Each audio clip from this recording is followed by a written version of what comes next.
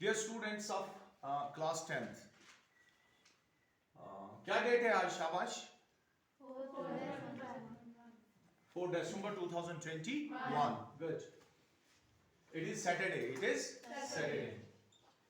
You are in 10th class, okay? Yes, sir. 10th class is very important. It's important you listen. Are you listening? Yes, sir. You are learning. If you listen, you learn. 24 hours में आपने दिमाग तब alert रखना है जब आप कुछ सुनो. Understand? Because listening is learning. Your classrooms are very important for you. चूंकि हमने 2 पॉइंट्स पढ़ी है, क्या क्या? एक स्पीक अप है और सुनो ड्रॉप है, और क्या पढ़ी है? एक और पढ़ी है.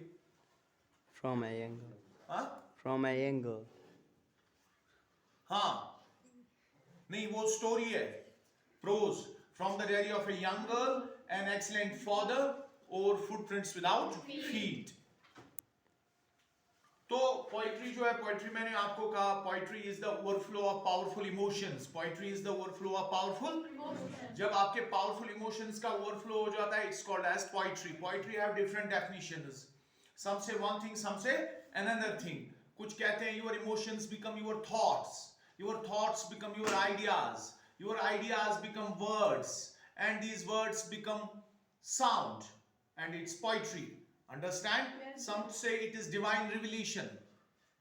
So whatever it is, poets इसमें कुछ टेक्निक्स यूज करते हैं. जैसे कारपेंटर अपने हुनर में कुछ टेक्निक्स यूज करता है, मैसन अपने तरीके से कुछ टेक्निक्स यूज करता है. पोइट्री में पोइट्स जो होते हैं या भी जो भी राइटर्स होते हैं, वो लिटरेरी डिवाइसेस का यूज करते हैं.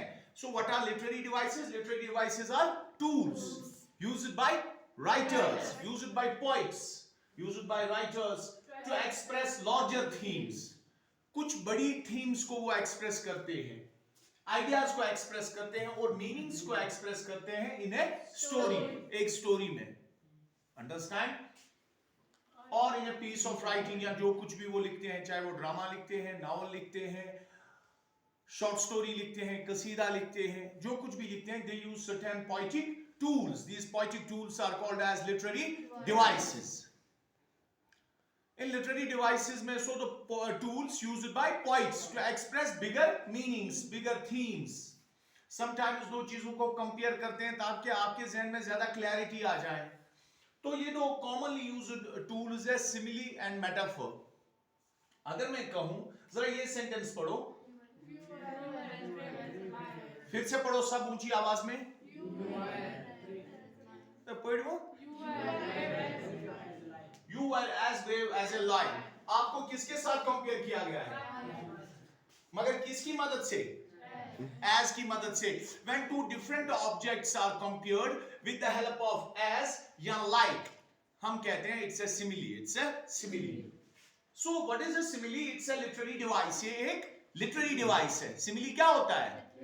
So it's a tool used by the poets. When two different objects are compared, दो अलग अलग चीजें कंपेयर होती है because of some similarity, क्योंकि उनमें कुछ सिमिलरिटी होगी. By using like और as, कौन से दो वर्ड्स हम यूज करते हैं? Like और as. जैसे ये सेंटेंस आपने पढ़ा, you were as brave as lion, आपको lion के साथ कंपेयर किया गया है as की मदद से. Which example of literary device it is? It is simile. It is simile.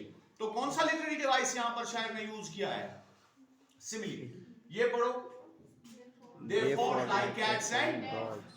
उन्होंने एक दूसरे के साथ झगड़ा किया like cats and dogs, because cats and dogs call and they call.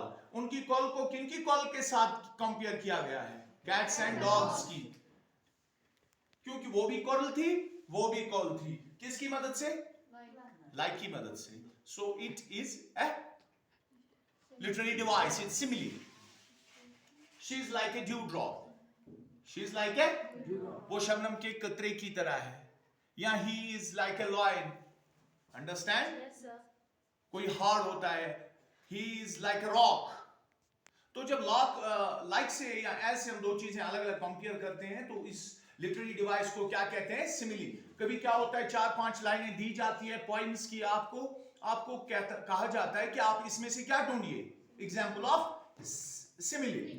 आप ढूंढिए, ये लाइन लिखिए, this line is the example of simile because the poet has used two different objects to compare with the help of like and as। इसके 2 marks होते हैं, 3 marks होते हैं, last year paper में आया है। इसी तरह एक और है मेटाफर। मेटाफर भी सिमिली है, इसमें भी हम 2 अलग अलग चीजों को कंपेयर करते हैं, लेकिन हम लाइक और एज नहीं करते हैं इस्तेमाल, इसमें हम डायरेक्ट कंपैरिजन करते हैं। क्या करते हैं?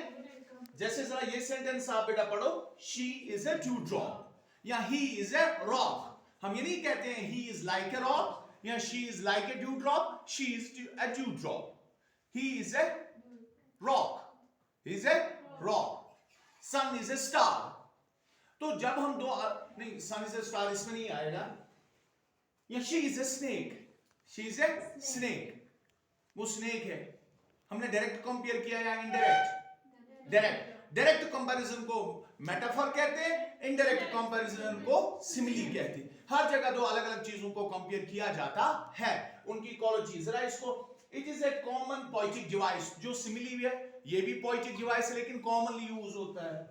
अनरिलेटेड ऑब्जेक्ट्स, 2 अलग अलग चीजें uniformly related are described as being the same. इनको कहा जाता है ये सेम है। Girl, snake, unrelated objects described as same because, क्योंकि मे बी इनकी प्रॉपर्टीज सेम है, इस हिसाब से जिसने कहा है। So qualities of 2 different objects are compared without using like or as। तो ये मैंने 2 एग्जांपल्स इसमें दी, ये अंडरस्टैंड हो गया? लिटरेरी डिवाइस क्या होता है? Yes, tools used by writers to express bigger themes, ideas, meanings in a story। For example, simile, it's an indirect comparison when 2 objects are compared by using like and as। Metaphor, it's a direct comparison, 2 different objects are compared without using like and as।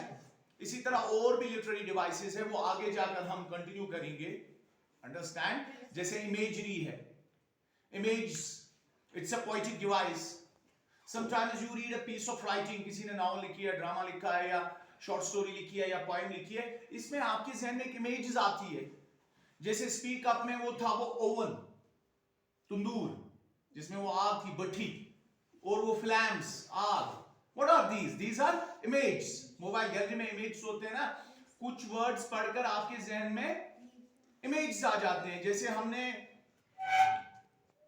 Footprints without feet में पढ़ा था, scientist wore bandages around his head, long bushy whiskers, specs, hat, long black coat।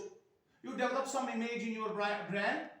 These are images। अगर आपको कहा जाए ये poem दी गई है कुछ लाइन्स है, इसमें आप इमेजेस ढूंढिए, क्या क्या है जो वर्ड्स आपको पिक्चर देते हैं आपके जहन में, कोई तस्वीर, तो वो सारे वर्ड्स क्या है? इमेज।